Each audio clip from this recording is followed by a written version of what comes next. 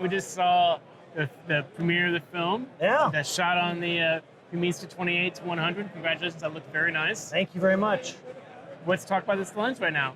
We have the 28-100, and we also have the 80-250. This lens will be coming out this August.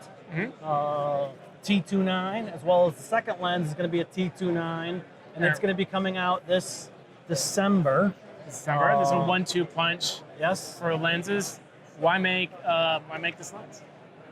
Well, the industry is moving to a larger size sensor as another option, another tool in the arsenal of the cinematographer. A lot of them that have shot it, I've heard a number of them say, I don't want to go back. I love the aesthetic of a large format image. I like the compression in the shot. I like the shallow depth of field.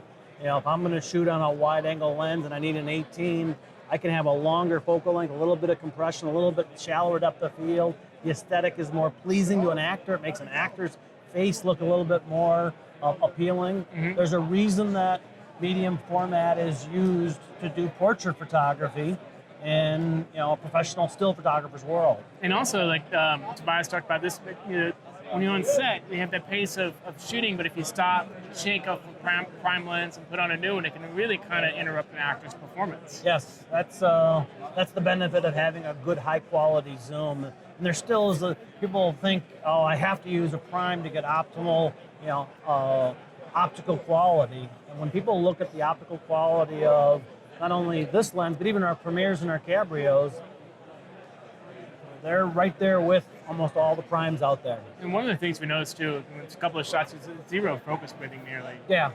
Very little movement.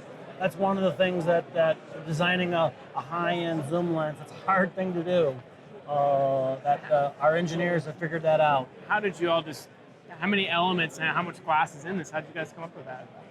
I honest to God can't tell you how many. I just know there's a lot of elements in there, and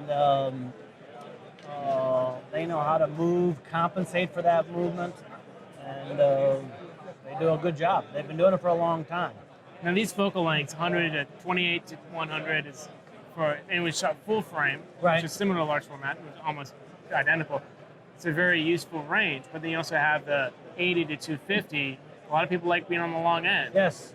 The combination of the two, we felt, gave you a great range of that, 28 millimeter, which is the equivalent of around a 19, 20, and Super 35 talk, if that's how you think. But then also being able to give you a longer focal length, giving you that range from 28 to 250 and two lenses, we think is a great range to be at. And they're the same weight, same length.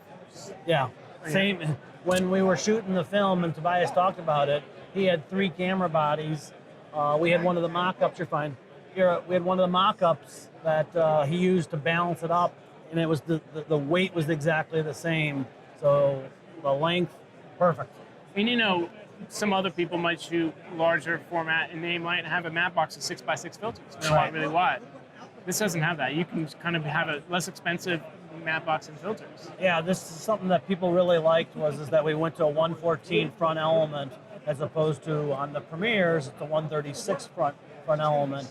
So to be able to have a little bit smaller matte box and pea-size filters is an advantage. Hey, how much are we talking for both lenses? Oh, that's one of the things that we were, the market was really surprised at. We're able to sell this lens at $38,800 for the wide, $39,800. That's U.S. dollars. So the combination of the two is almost the equivalent of what we charge for one Premier lens. Yeah. And the reason that we're able to do that is we just, have learned more about how to build cinema lenses, but we also, the demand, the number of filmmakers out there. This is a lens that's going to work not only on major feature films like Tobias works on, but it's going to work on everyday filmmakers who want to buy one lens that's a box of primes, and they can work quickly and easily with the optical quality of primes. Thank you. Thank you.